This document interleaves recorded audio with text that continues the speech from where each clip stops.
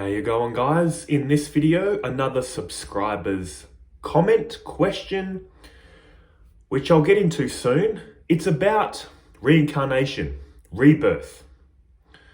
Always an interesting topic. But before I get into that, let me kind of start where I ended with yesterday's video, which I'll link in the description, because I don't know who's watching this or when. Let me kind of continue to talk about yesterday's video to set the stage for this video on reincarnation, rebirth, all that kind of stuff. Oh yeah, just quickly also, someone left a comment in that video saying, why do you keep looking to the side when you talk? Because to the side is my backyard. I see plants, I see the sky. It's just nice to look at, as opposed to a blank wall. So if you want to know why I keep looking out there, there's a nice, well, fairly nice view. It's winter now, the leaves are falling off the trees, so still nice. But anyway, so in yesterday's video that I've linked in the description, I was talking about non-duality and the three views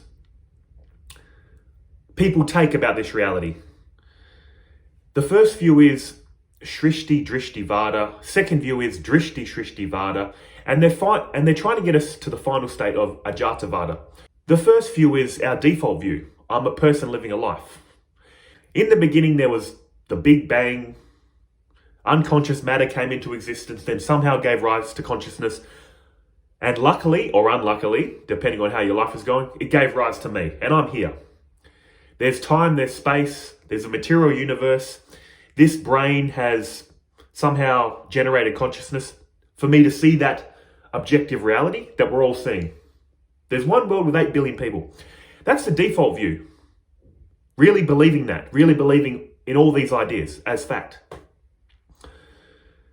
That's how most people come into spirituality. That's the first view.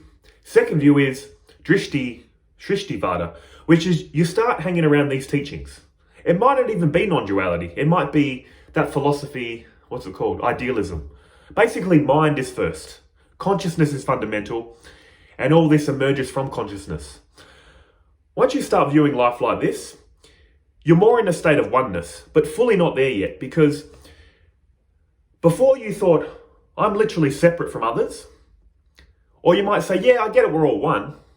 In the beginning, there was the one big bang, and we're all made of stardust, but we're actually all separate. You still might think of oneness, but it's not the type of oneness non-duality is really trying to lead you to. But in the second state of viewing reality, consciousness is first, we're all appearances in consciousness. You're still going to think, yeah, it's all from the one mind, but look, life's a dream. I want to make my life a better dream. And how are you going to do that? Show love, understanding, compassion to others. These dream characters are made from the same material you are. Basically, you're doing all these activities to make the dream better. It's a dream and you want to make it better. So in a sense, you still kind of believe in a past and a future. Because if you didn't, why do you want to make the dream better? If you kind of get where I'm going with that. But it's a really good state to be in. The literal fabric of me and this reality is dream stuff. But you're still going to have that feeling deep down of, I know it's a dream, but there's certain dream people I want to hang around. There's certain dream experiences I want to avoid. You're still going to have slight desire. The ultimate state is being desire-free, which I'll talk about a bit later. But that's the second worldview. Consciousness is first. All this appears in consciousness and made from it. The final view, Ajata Vada, is what birth, what death, what creation. There is only the present moment. There is only consciousness here. To get a feel for the last two states I just mentioned, again, it would be like if reality was an ocean, you're a whirlpool. From the point of view of a whirlpool, you can look around and go, oh, there's a bigger whirlpool, smaller whirlpool, fatter whirlpool, thinner whirlpool. Oh, there's a wave. From the point of view of a whirlpool, you can go, I can clearly see it's all water. But I feel like this whirlpool experiencing other whirlpools. So that's the second view, Drishti Shrishti Vada. The ultimate view is Ajata Vada, which is taking the point of view of water. From the point of view of water, what are you talking about? Whirlpools, waves, bubbles. Water has only ever been water, is water, will ever be water. Even to say it has only ever been, is, or will be, is still using thinking. But that's the final state of non-duality. You were never trapped. We think we're trapped. We think we're suffering. It's going to wake up to the fact that all this suffering was imagined. My life was an imagination. When you're in that state, your attention is hyper-focused on the present moment, here and now. I used this example in that video too. It's like, what you are is like a flaming stick. Held steady, a flaming stick. It's just a flame on a stick. But when you start whirling it around like this, it creates the appearance of a circle. Or if you do this, it creates the appearance of waves. They're saying that's what our mind is like. We're only ever in the present moment, but our mind, with all its movement, is making a world appear. And then we buy into that reality, that belief. Oh, it's real. I have a past and a future. This is all the mind. But when the mind's in a state of stillness, a still flame, it's going to dawn on you, what past, what future? There's only ever been the present moment. It's like waking up to that fact. And when you wake up to that fact, all these stories of past lives, future lives, I'm in bondage, I'm trying to get liberation, it's all going to fall away. And here's something really important. I've had conversations with people in the comment section where they say, you're right, this is all a construct. Religion's a construct. Spirituality is a construct. And I'm thinking, yes, you're getting it. Because also non-duality, the teaching self-destruct. It says this in the Bhagavad Gita. Basically, scriptures are the authority, but when you truly understand the scriptures, you can discard the scriptures. And I've had people in the comments speak like this, and I'm thinking, yes, they get it. Religion is a construct. Spirituality is a construct. But then they start talking about atheistic concepts. This is all a belief. People are deluded, blah, blah, blah. And then I'm thinking, oh, you've almost got it. No, you haven't. Because then they run off into their, like I said, atheistic concepts about the Big Bang or whatever. Non-duality is saying, literally everything you believe is a story. It's unreal, yet it's made from truth. You are the source that all these stories are emerging out of and made from. Picture reality like my hands. This is reality, just hands. However these hands modify themselves, it's always just being hands, isn't it? Truth, truth, truth. If we modify it like this, your true self being this hand and your egoic self being this hand, it's still truth, isn't it?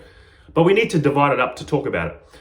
Your true self is this hand that all these thoughts are coming out of. I'm an atheist. I'm a Buddhist.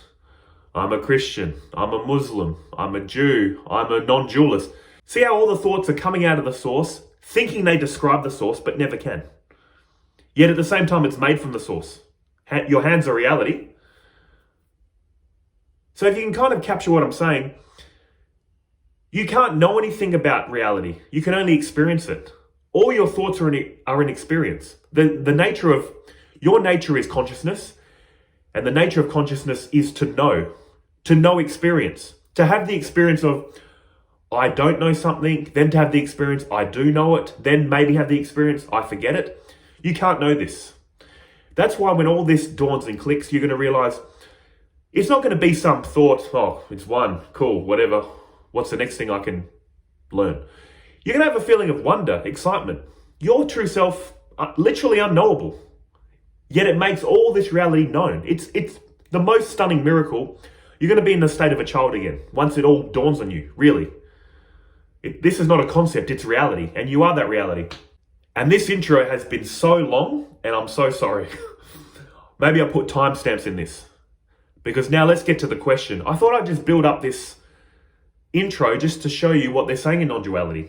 To summarize, if you really think I'm a person living a life, the teachings of reincarnation will apply to you. If you truly realize life is an imagination, it's all concepts, spiritual, worldly, scientific, you don't need to worry about reincarnation. But the teaching is always going to meet you where you're at. So let's get into the question. So it's about reincarnation and it's right there. I don't know if you've already talked about this elsewhere, but I'm going to put this question out here. What about the suffering of the vulnerable, the helpless, especially non-human animals? What karma has led someone to becoming an animal, enslaved and tortured by humans? What you're talking about is applicable to the human realm, and I want to know, what about beyond? I am human and I can choose my own actions in this body, in this life, but I cannot see myself as any different from the animals, and I cannot see myself as any different from the butcher either. I have been all of it. A human life where I have agency seems like such a stroke of fate, like a holding cell before inevitably I get shoved into the meat grinder, both metaphorical and literal. Again, thank you for these questions. Very well worded and very good questions. So let's also remember what point of view we're talking from. If you truly feel I'm a person living a life, there's a past, there's a future, there's birth and death. If that is your reality, that is real. So this is addressing the type of mindset that's thinking that. And it's not some belief. If you think it's real, it is real. And you should take it to be real. So let's go through a few things. What karma has led someone to becoming an animal? What reincarnates people into animals? Let's go to the Bhagavad Gita. And before I read this verse, it's going to mention Sattva, Rajas, and Tamas, the three modes of material nature. Sattva is the quality of light, harmony, peace. Rajas is the quality of passion, desire, activity. Tamas is the quality of darkness, inertia, dullness, laziness. They say these are the three modes of material nature that are seen throughout all nature. I'm just going to quickly say all this. You can picture in nature, light is sattva. You can picture a raging river as rajas. You can picture tamas as darkness, dullness. Also during the day, you can picture sattva as the morning, when it's very peaceful and quiet. Rajas as afternoon, when there's a lot of activity. Tamas as night, when everyone's falling to sleep. Also, these are the three modes of heaven, earth, and hell. Sattva is heaven, Rajas is earth, Tamas is hell. I just thought I'd quickly mention all that. There's a lot more to it, but as long as you get the feel for it. Chapter 14, verse 14 to 15. Those who die with a predominance of sattva reach the pure abodes, which are free from rajas and tamas. The pure abodes are heaven. If you die with a lot of sattva in you, where are you going to go after death? You're going to go upwards, heaven. Those who die with the prevalence of the mode of passion are born amongst people driven to work. The mode of passion, rajas. If you have a lot of desire and passion for this life, as a human, what are you going to get? Another human rebirth. While those dying in the mode of ignorance take their birth in the animal kingdom. What is dying in the mode of ignorance? If you're very dark, dull, inert, they're saying you're going to sink into lower realms, animal kingdom. You may even call it hell. But here's another thing I want to quickly say about heaven, earth, and hell in Hinduism. None of these are temporary abodes. If you sink into hell, it's to purify your soul, to bring you back up to the human realm, to do it again. If you become a human again and you're really driven to work, you don't care about spirituality, it's all about material gain, well, you're going to get another human birth until you get it right. Eventually, all this striving for the world is going to make you think, what's all this for? What am I doing all this for? That's when you slowly get into spirituality and then you ascend higher. Also, again, heaven isn't the ultimate destination. If you're just trapped in pleasure, you're eventually going to sink back down. The whole point of Hinduism is to escape the three modes of material nature, become enlightened, realize your true self as pure consciousness. That is separate from all these modes of material nature, yet is the fabric all of them are made from. So to answer that question, what karma led someone to be an animal? If they were a human last life, they weren't much of a go-getter. They didn't care about achieving anything in the world or spiritually. Now they've descended into the animal realms, which, again, nothing's permanent. There's always hope. Krishna loves all of us equally. He says that many times. He's very inclusive. He's just saying, well, Please do this, but if you don't, this is going to happen. But it's all right. I'm going to save you ultimately in the end. It's just going to take a bit longer. So not to worry. Let's go to the next part. What you're talking about is applicable to the human realm. Yes. All these stories are human stories. That's another trap we get into as a human. We think we know what reality is, forgetting we're seeing reality through the human headset. Reality is pure consciousness, pure being, pure knowing, pure intelligence, pure information, whatever you want to call it. We're just putting on the human VR headset, and that's all we experience. The human realm, the human stories. We've had 2 dogs, and unfortunately they're not with us anymore. But the last dog we had, I would do this for fun. I would talk about non-duality to him, the nature of existence. The nature of reality is consciousness, and your consciousness, Milo. His name was Milo. He would just stare at me, sniff my hand to see if I had food, and then walk off. He didn't care about all this one appearing separate. You are Brahman, you are the ultimate. He didn't care. That's why they say young children and animals are enlightened. Because enlightenment just means not buying into these concepts. To be human is to have concepts, but they don't even have concepts. They're just in the moment. They're in the state of pure being, which is what we're trying to get back to. That's why when we look at a kid, we think they're in such a state of innocence. Yes, you know what that innocence is? Not being overlaid with all these human thoughts that are ultimately unreal, but we take to be real. But yes, the human realm is the human realm. But you're right, we're in the human realm, so we need human stories, which are ultimately all imagination, according to Advaita Vedanta. I'm a human and I can choose my own actions in this life, but I cannot see myself as any different from the animals, and I cannot see myself any different from the butcher either. I have been all of it. This is a good mindset. Saying to yourself, I do not see myself as separate from the animal or the butcher, very good mindset. It shows that you have love and compassion, which I'll talk about a bit later, why that's good and what you can do with that feeling in this life here and now. A human life where I have agency seems like a stroke of fate, like a holding cell before inevitably I get shoved into the meat grinder, both metaphorical and literal. Wow, I'm a human, what a stroke of luck. This isn't a stroke of luck. When you really realize what your true self is, you realize it's the one self illumining all bodies and minds simultaneously. I've asked that question too in the past. Why did I have to be born when I was more in a depressed state? Why did I have to be born? And being born, why did I have to have this life?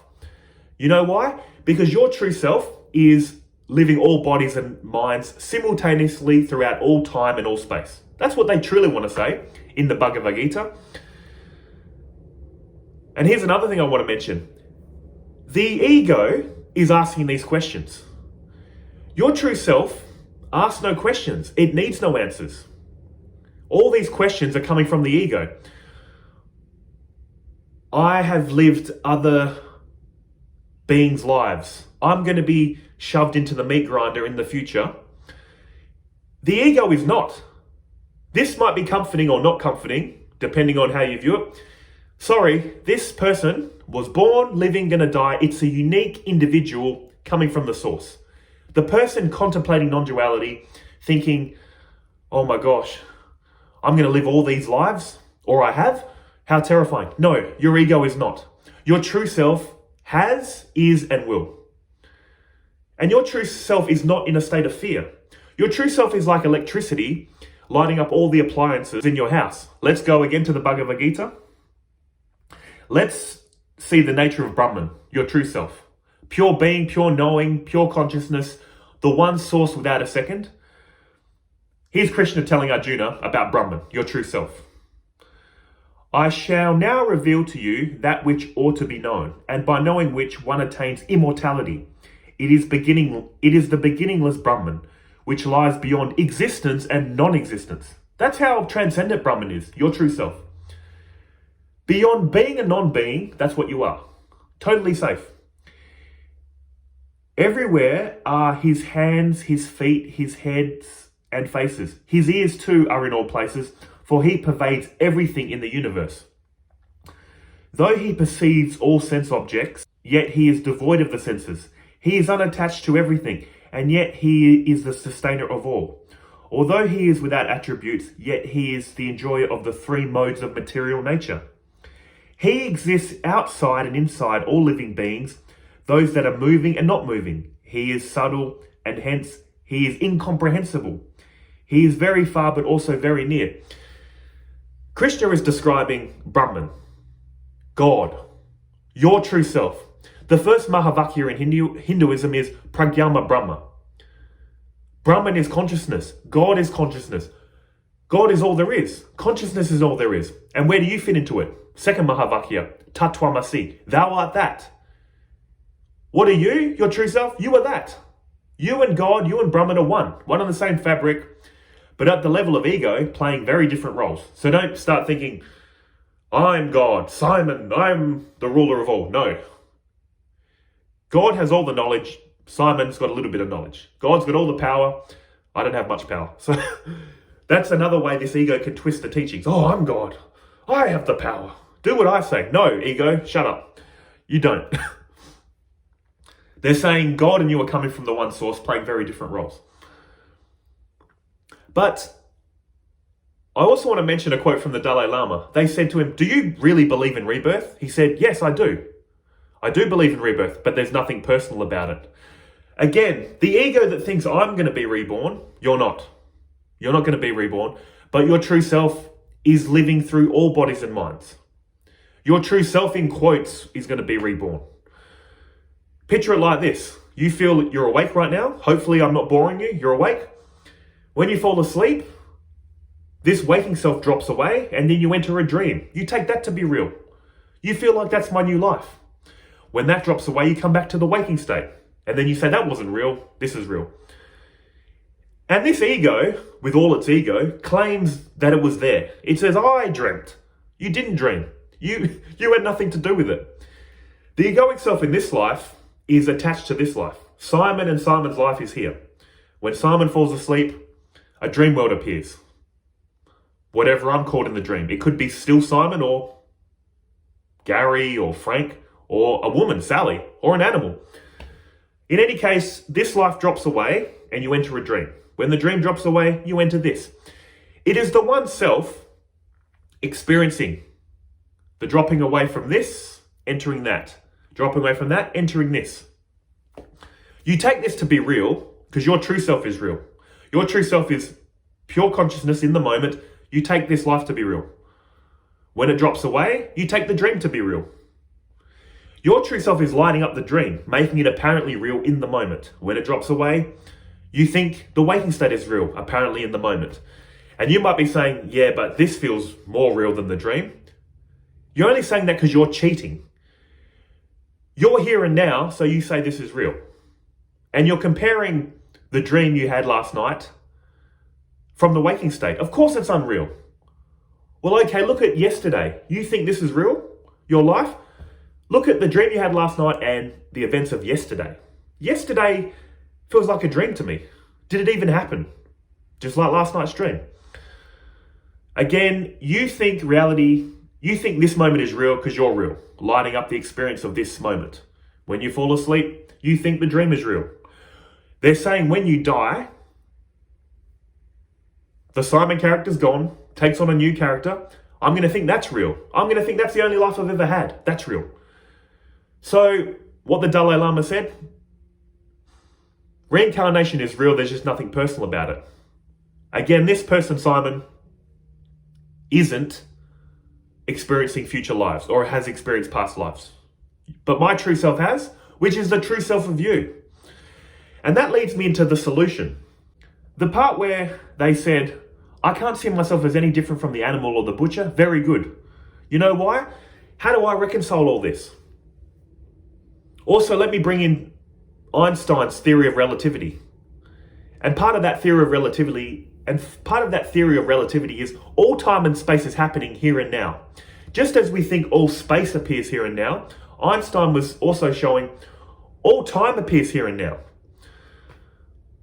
So if reincarnation is true, and all time and space is appearing in the here and now, what does that tell you? Your true self is living all lives simultaneously in the here and now.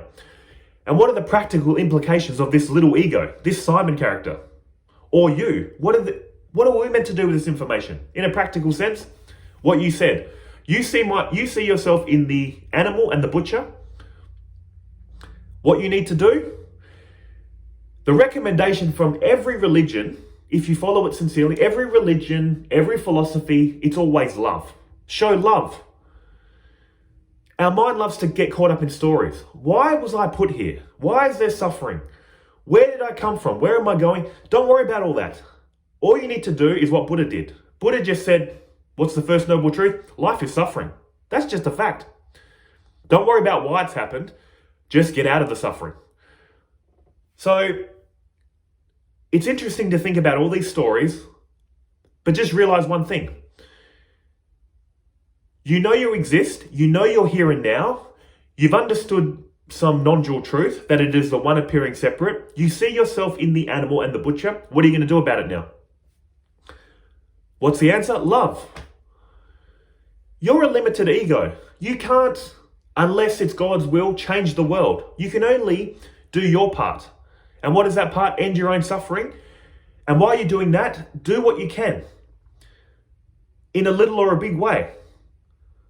Realize here and now, everyone is another version of you in different coordinates of space-time. It is the one self wearing different clothing. Wearing the clothing of Simon or you. The people you hate, the people you love are just draped with clothing, egos. But it's all you. So what are you going to do? Operate from the root of love. That's what they're always saying in any religion that you sincerely follow. Be kind to strangers. Help people when you can. Be non-reactive. Realize when they're angry, they're hurting. People are only angry because they feel separate. They're only angry because they desire this world that they feel separate from. They're not getting what they want, they're angry.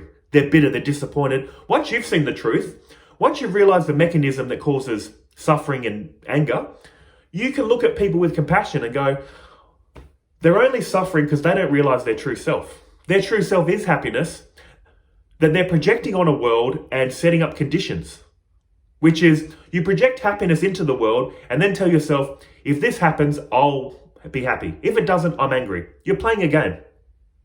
Once you see it in yourself, you see what others are doing, and then all that's left, be an instrument of good, happiness and love. Because if they're angry and reactive, and you do it back to them, they might be just having a bad day. You lashing out at them might be the thing that tips them over the edge and go, look, I knew this world was crap. People are selfish. People are angry. Screw this. Give them a bit of hope. If they're angry and in suffering, show them patience. Love conquers all. I used to not believe that, but it's so true. Love is beyond positivity and negativity. Positive people say, just get over it. Be positive. Why are you complaining? That's judgment right there. And that comes from fear. But if I don't be positive, it's going to work out bad for me. I'm not going to go to a heaven.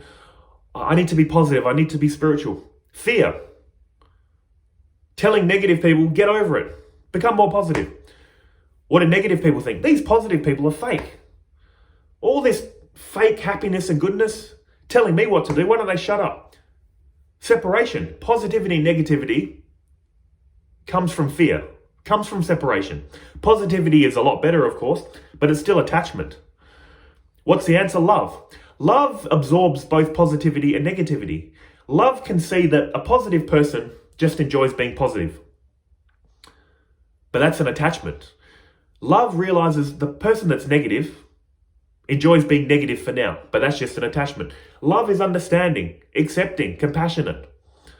That's the state they're trying to get us to in non-duality. Once you're in the state of love, all these stories of past, future, rebirth, whatever, they're going to fall away. It's like this life never happened. It was an imagination. But while the imagination still continues, love is always the answer. Show love, understanding, compassion. Love, give, devote, serve, all the beautiful stuff they say in religion. You can't go wrong. Everything I've said, you don't have to believe or understand, but if you just love a God, love others, serve others, you can't go wrong. You can't lose. Seriously, that is the way, guys. And that is the key to unlocking God consciousness or enlightenment, whatever you want to call it. Love is the way, because only God is and God is love. I'll end it there. This has been a very long video. Hope it helps. Take care.